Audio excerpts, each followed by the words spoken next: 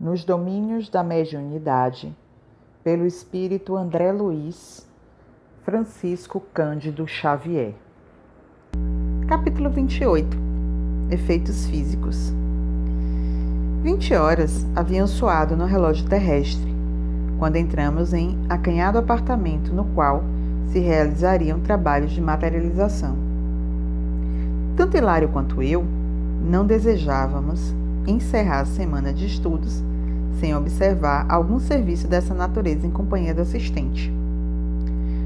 De outra feita, acompanháramos experiência dessa ordem, assinalando o registro de nossas impressões. Contudo, os ensinamentos de Aulus eram sempre expressivos e valiosos pelos fundamentos morais de que se revestiam, e suspirei pelo instante de ouvi-lo discorrer sobre os fenômenos físicos que nos propunhamos analisar. O recinto destinado aos trabalhos constituía-se de 2 peças, uma sala de estar ligada à estreita câmara de dormir. O aposento íntimo, transformado em gabinete, albergava o médium, um homem ainda moço, e na sala espalhavam-se 14 pessoas, aparentemente bem intencionadas, das quais se destacavam 2 senhoras doentes, que representavam o motivo essencial da reunião, de vez que pretendiam recolher a assistência amiga dos espíritos materializados. Indicando-as, falou o orientador com grave entonação de voz.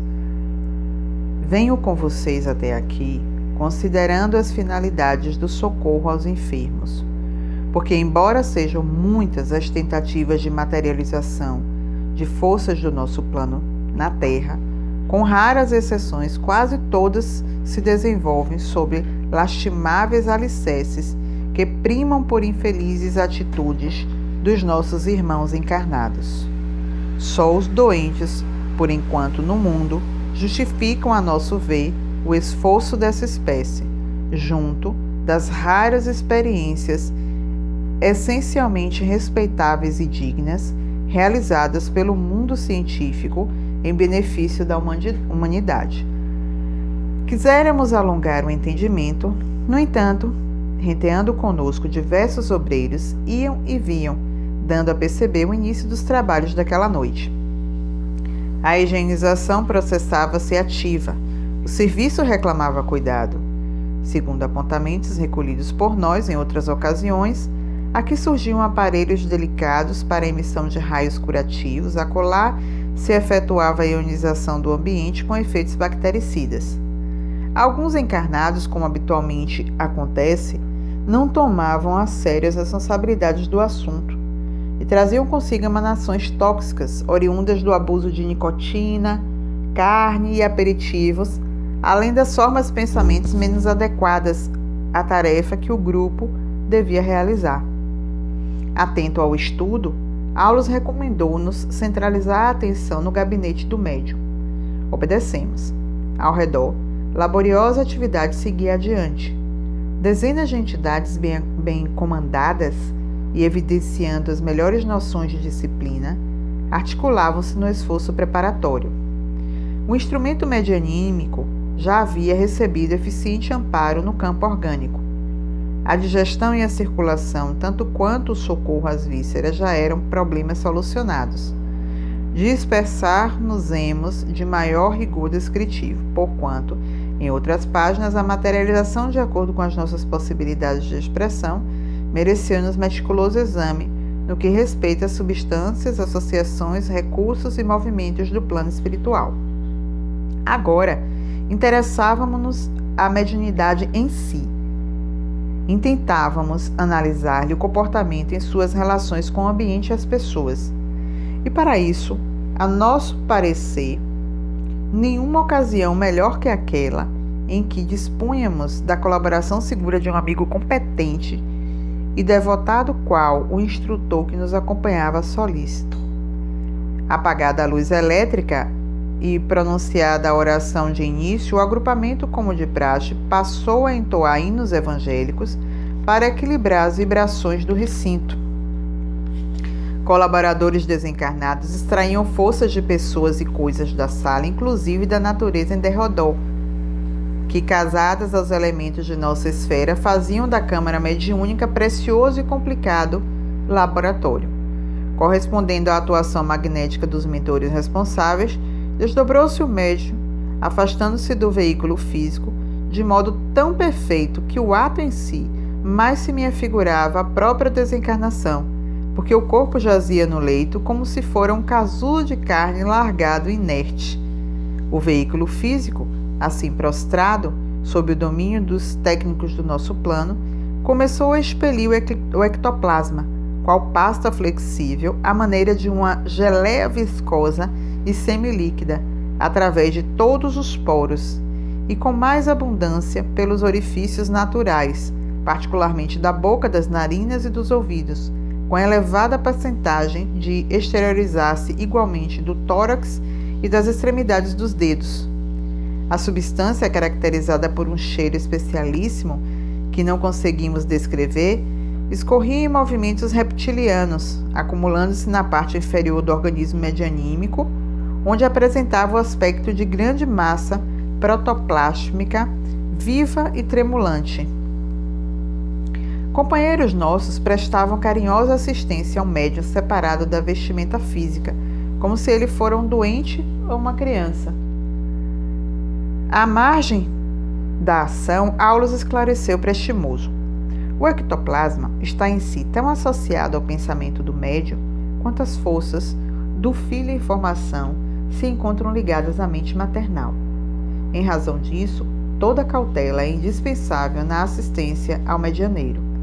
Hilário, que ouvia reverente, indagou. Tal cuidado decorre da possibilidade de inconveniente intervenção do médium nos trabalhos? Exatamente. E Aulus prosseguiu. Se pudéssemos contar com mais ampla educação do instrumento, de certo, menos teríamos a temer, de vez que a própria individualidade do servidor colaboraria junto de nós, evitando-nos preocupações e contratempos prováveis. A materialização de criaturas e objetos de nosso plano, para ser mais perfeita, exige mais segura desmaterialização do médium e dos companheiros encarnados que os assistem, porque por mais nos consagremos aos trabalhos dessa ordem, estamos subordinados à cooperação dos amigos terrestres, assim como a água, por mais pura, permanece submetida às qualidades felizes ou infelizes do canal por onde se escoa. Isso nos deixa entrever, acentuou meu colega, que o pensamento mediúnico pode influir nas formas materializadas, mesmo quando essas formas se encontrem sob rigoroso controle de amigos da nossa esfera. Sim, confirmou o assistente. Ainda quando o médium não consiga senhoreá-las de todo, pode perturbar-lhes a formação e a projeção, prejudicando-nos consequentemente o serviço. Daí o impositivo da completa isenção de ânimo por parte de quantos se devotam a semelhantes realizações. Hilário, não obstante satisfeito, continuou ponderando. As faculdades de materialização, desse modo, não traduzem privilégio para os seus portadores. De modo algum. E depois de breve pausa, o próprio verbo referente ao assunto, em sentido literal, não encoraja qualquer interpretação em desacordo com a verdade. Materializar significa corporificar. Ora, considerando-se que mediunidade não traduz sublimação, e sim meio de serviço, e reconhecendo ainda que a morte não purifica de imediato aquele que se encontra impuro, como atribuir santidade a médios da terra ou a comunicantes do além pelo simples fato de modelarem formas passageiras entre dois planos? Então, essa força, meu companheiro não terminou. Aulus percebeu-lhe o pensamento e atalhou, asseverando: essa força materializante é como as outras manipuladas em nossas tarefas de intercâmbio. Independe do caráter e das qualidades morais daqueles que a possuem, constituindo emanações do mundo psicofísico, das quais o citoplasma é uma das fontes de origem. Em alguns raros indivíduos, encontramos semelhantes energia com mais alta percentagem de exteriorização. Contudo, sabemos que ela será de futuro mais abundante e mais facilmente abordável quando a coletividade humana atingir mais elevado grau de maturação. Até lá,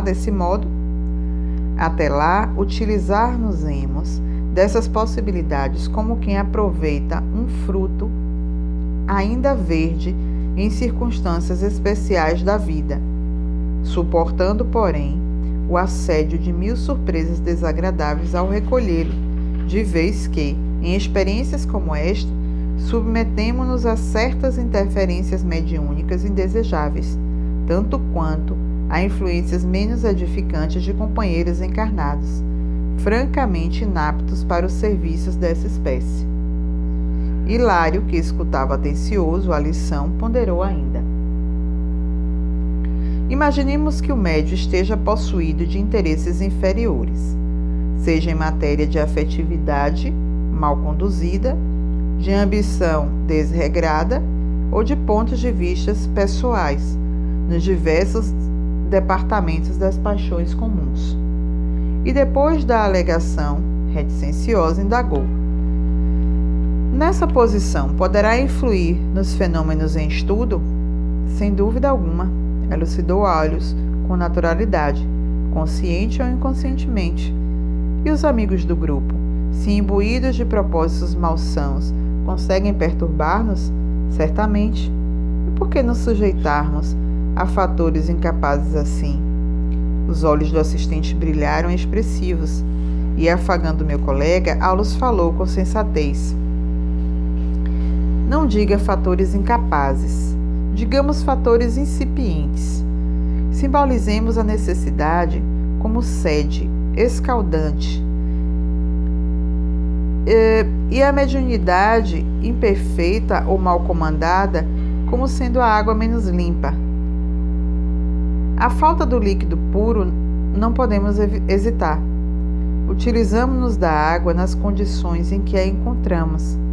E em seguida, o que fazer? Teremos paciência com a fonte, decantando-lhe pouco a pouco a corrente poluída. A mediunidade sublimada através de instrumentos dignos e conscientes no mandato que lhes corresponde é algo de eterno e divino que a humanidade está edificando. Isso não é obra de afogadilho. A improvisação não é alicerce para os santuários da sabedoria e do amor que desafiam o tempo. Meu colega e eu sorrimos, encantados com aquele monumento de compreensão e tolerância. Em derredor, grande massa de substância ectoplásmica, leitosa prateada, da qual se destacavam alguns fios escuros e cinzentos, amontoava-se abundante. Técnicos de nosso plano manipulavam-na com atenção. Aulus fixou a paisagem de trabalho ativo e explicou-nos. Aí temos o material leve e plástico de que necessitamos para a materialização. Podemos dividi-lo em 3 elementos essenciais em nossas rápidas noções de serviço, a saber: fluidos A, representando as forças superiores e sutis de nossa esfera; fluidos B, definindo os recursos do médio e dos companheiros que os assistem; e fluido C, constituindo energias tomadas na natureza terrestre. Os fluidos A podem ser os mais puros e os fluidos C podem ser os mais dóceis. No entanto, os fluidos B, nascidos da atuação dos companheiros encarnados e muito notadamente do médio, são capazes de estragar-nos os mais nobres projetos. Nos círculos,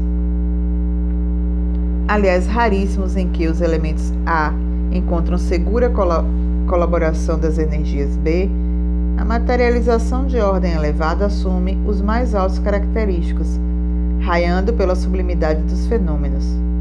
Contudo, onde predominam os elementos B, nosso concurso é consideravelmente reduzido, porquanto nossas maiores possibilidades passam a ser canalizadas na dependência das forças inferiores do nosso plano, que, afinadas aos potenciais dos irmãos encarnados, podem senhorear-lhes os recursos, invadindo-lhes o campo de ação, inclinando-lhes as experiências psíquicas no rumo de lastimáveis desastres. As elucidações não poderiam ser mais claras. Dispunhamos-nos a prosseguir no entendimento, todavia Garcês, um dos técnicos espirituais do serviço, veio até nós invocando o auxílio magnético de Aulus. O campo fluídico da sala se fizera demasiado espesso. Os pequenos jatos de força ectoplásmica, arremessados até lá em caráter experimental, tornavam ao gabinete, revelando forte teor de toxinas de variada classificação. As 14 pessoas assembleadas no recinto eram 14 caprichos diferentes. Não havia ali ninguém com bastante compreensão do esforço que se reclamava no mundo espiritual, e cada companheiro, ao invés de ajudar o instrumento mediúnico, pesava sobre ele com inauditas exigências. Em razão disso, o médium não contava com a suficiente tranquilidade. Figurava-se-nos um animal raro, acicatado por múltiplos aguilhões, tais os pensamentos descabidos de que se via objeto. Não atingiremos então a materialização de ordem superior, falou o assistente, algo preocupado. De modo algum, informou Garcês com desapontamento. Teremos tão só o médium desdobrado, incorporando a nossa enfermeira para o socorro às irmãs doentes. Nada mais. Não dispomos do concurso preciso. Aulus atendeu à solicitação que lhe era dirigida e auxiliou magneticamente a transferência de certo coeficiente de energia do vaso físico ao corpo perispiritual, que se mostrou vivamente reanimado. O veículo de matéria densa, no leito, desceu à mais funda prostração, mas o médium, em seu perispírito, evidenciava maior vitalidade e maior lucidez. Amigos espirituais envolveram-no em extenso roupão ectoplásmico, e a enfermeira uniu-se a ele, comandando-lhe os movimentos. O médium, não obstante ausente do corpo carnal, achava-se controlado pela benfeitora, à maneira de um médium psicofônico, diferenciado apenas pela roupagem singular, estruturada, com apetrechos ectoplásmicos imprescindíveis à permanência dele no recinto, onde explodiam pensamentos perturbados e inquietantes. Vendo-o caminhar inseguro, abraçado pela enfermeira que o movimentava para o serviço assistencial, Hilário Circiante falou para o nosso orientador. O médium está consciente durante o fenômeno? Fora do corpo, sim, mas possivelmente não guardará qualquer lembrança logo regresse ao campo físico. Meu colega ainda aventurou. Vemo-lo avançar, com indumentos materializados e sob a orientação da enfermeira amiga. Entretanto, caso alimente nessas condições qualquer desejo menos digno, pode interferir no trabalho prejudicando perfeitamente, disse Aulus. Ele está sob controle, mas controle não significa anulação. Qualquer impulso infeliz do nosso companheiro correrá por conta do serviço. Daí a inconveniência das atividades dessa espécie sem auto-objetivo moral. O medianeiro das curas, enlaçado pela entidade generosa, alcançou o estreito aposento, exibindo a roupagem delicada, semelhante a uma túnica de luar emitindo prateada luz. No entanto, à medida que varava a atmosfera reinante no recinto, a claridade esmaecia, chegando a apagar-se quase de todo. Diante do nosso olhar indagador, o assistente esclareceu. A posição neuropsíquica dos companheiros encarnados que nos compartilham a tarefa, no momento não ajuda. Absorvem-nos os recursos sem retribuição que nos indenize, de alguma sorte, a despesa de fluidos laboriosamente trabalhados. A convite do orientador, penetramos a sala. Efetivamente, escuras emissões mentais esguichavam contínuas, entrechocando-se de maneira lastimável. Os amigos ainda da carne mais se nos figuravam crianças inconscientes. Pensavam em termos indesejáveis, expressando petições absurdas, no aparente silêncio a que se acomodavam irrequietos. Exigiam a presença de afeições desencarnadas, sem cogitarem da oportunidade do merecimento imprescindíveis. Criticavam essa ou aquela particularidade do fenômeno, ou prendiam a imaginação a problemas aviltantes da experiência vulgar. O concurso dos amigos espirituais era ali recebido não como gentileza de benfeitores, mas como espetáculo fútil, a ser obrigatoriamente elaborado por servos ínfimos. Ainda assim, os obreiros do nosso plano ofereciam o melhor pelo êxito da tarefa. A enfermeira devotada socorreu as doentes, aplicando-lhe raios curativos. Várias vezes deixou o recinto e tornou a ele, porquanto a simples aproximação dos pensamentos inadequados que lhe senhoreavam as vibrações, toda a matéria ectoplásmica se ressentia, obscurecendo-se ao bombardeio das formações mentais nascidas da assistência. Terminado, que foi o trabalho medicamentoso, um risonho companheiro de nossa esfera tomou pequena porção das forças materializantes do médium sobre as mãos e afastou-se para trazer daí a instantes algumas flores que foram distribuídas com os irmãos encarnados no intuito de sossegar-lhes a mente excitadiça. Calmando-os a curiosidade, Aulas esclareceu. É o transporte comum, realizado com reduzida cooperação das energias medianímicas. Nosso amigo, e designou com a destra o emissário das flores, apenas tomou diminuta quantidade de força ectoplásmica, formando somente pequeninas cristalizações superficiais do polegar e do indicador em ambas as mãos, a fim de colher as flores e trazê-las até nós. Sim, comentou o instrutor, o elemento sob nossa vista é extremamente sutil e, aderindo ao nosso modo de ser, adquire renovada feição dinâmica. E se fosse o médium o objeto do transporte, transpassaria a barreira nas mesmas circunstâncias? Perfeitamente, desde que esteja mantido sob nosso controle, intimamente associado às nossas forças, porque dispomos entre nós de técnicos bastante competentes para desmaterializar os elementos físicos e reconstituí-los de imediato, cônscios da responsabilidade que assumem.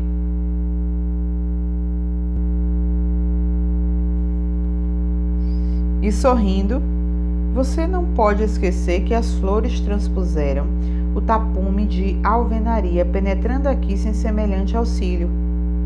De idêntica maneira, caso encontrássemos utilidade num lance dessa natureza, o instrumento que nos serve de base ao trabalho poderia ser removido para o exterior com a mesma facilidade. As cidadelas atômicas em qualquer construção da forma física não são fortalezas maciças, qual acontece em nossa própria esfera de ação. O espaço persiste em todas as formações e, através dele, os elementos se interpenetram. Chegará o dia em que a ciência dos homens poderá reintegrar as unidades e as constituições atômicas com a segurança dentro da qual vai aprendendo a desintegrá-las. Logo após, os amigos presentes, sempre interessados em acordar os irmãos encarnados para as realidades do espírito, acomodaram o médium religando ao corpo carnal. O rapaz esfregou o rosto, estremunhado, contudo, sob a atuação de passes calmantes, arrojou-se de novo à hipnose profunda. Forças ectoplásmicas recomeçaram a surgir das narinas e dos ouvidos, revitalizadas e abundantes. Alguns companheiros passaram ao compartimento vizinho, seguidos por nós. Nesse aposento, sobre pequeno fogão elétrico, grande balde de parafina fervente requisitávamos a atenção. Um amigo de semblante simpático cobriu a destra com a pasta dúctil que mandava fartamente do médio e materializou-a com perfeição, mergulhando-a logo após na parafina superaquecida, deixando aos componentes da reunião primoroso molde como lembrança. Uma jovem que nos saudou cordial trabalhou igualmente o ectoplasma, modelando 3 flores que, submersas no vaso, ficaram depois em mesa próxima para os assistentes, à guisa de doce recordação daquela noite de tolerância e carinho. Afeiçoados da casa, trouxeram do exterior diversas conchas marinhas em que se viam delicados perfumes que se volatizaram no recinto em vagas deliciosas. Reparando que os tarefeiros espirituais submetiam o instrumento medianímico a complicadas operações magnéticas, através das quais as substâncias materializantes eram restituídas ao corpo físico, inteiramente purificada, crivamos o instrutor de questões e perguntas. Realmente, todas as pessoas na Terra possuíam consigo a energia que examinávamos? Seria lícito esperar no futuro mais amplas manifestações dela?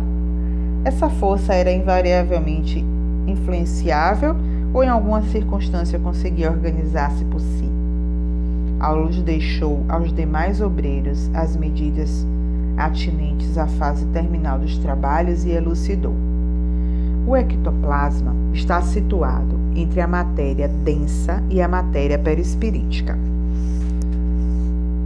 Assim como um produto de emanações da alma pelo filtro do corpo, e é recurso peculiar não somente ao homem, mas a todas as formas da natureza. Em certas organizações fisiológicas especiais da raça humana, comparecem maiores proporções e em relativa madureza para a manifestação necessária aos efeitos físicos que analisamos. É um elemento amorfo, mas de grande potência e vitalidade. Pode ser comparado à genuína massa protoplásmica, sendo extremamente sensível, animado de princípios criativos que funcionam como condutores de eletricidade e magnetismo, mas que se subordinam invariavelmente ao pensamento e à vontade do médium, que os exterioriza, ou dos espíritos desencarnados ou não, que sintonizam com a mente mediúnica, senhoreando-lhe o modo de ser. Infinitamente plástico, dá forma parcial ou total às entidades que se fazem visíveis aos olhos dos companheiros terrestres ou diante da objetiva fotográfica, dá consistência aos fios, bastonetes e outros tipos de formações, visíveis ou invisíveis nos fenômenos de levitação, e substancializa as imagens criadas pela imaginação do médium ou dos companheiros que os assistem mentalmente afinados com ele. Exige-nos, pois, muito cuidado para não sofrer o domínio de inteligências sombrias, de vez que, manejada por entidades ainda cativas de paixões deprimentes, podem gerar clamorosas perturbações. E apontando o mediador, que despertava sonolento, anunciou: nosso amigo, polarizando as energias do nosso plano, funciona como entidade maternal de cujas possibilidades criativas os espíritos materializados totalmente ou não retiram os recursos imprescindíveis às suas manifestações, sendo a prazo curtíssimos autênticos filhos dele. Assinalando a conceituação, Hilário falou entusiástico.